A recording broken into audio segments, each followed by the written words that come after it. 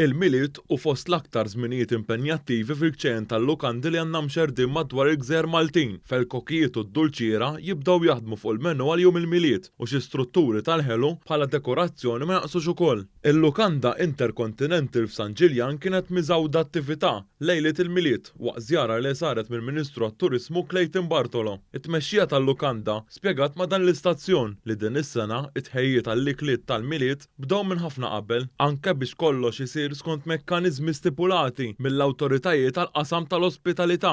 Qed nippreparaw menus speċifiċi wkoll. Bħalma rajtu għandna kċina kreattiva ħafna,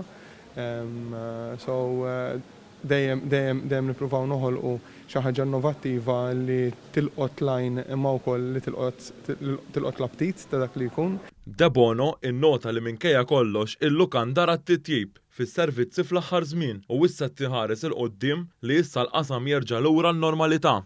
Il-Ministru Bartolo faħħar li tmexxija ta' din il-lukanda li qed taħdem biex ittejjeb il-prodott turistiku Malti. Għadejjem iżjed il-ħidma li qed isir anke fil-qasam turistiku illi huwa ċertifikat anke tal-kuraġġ illi għandu l-investitur f'pajjiżna u anke qed inħarsu l-qudiem għaż-żmien li ġej.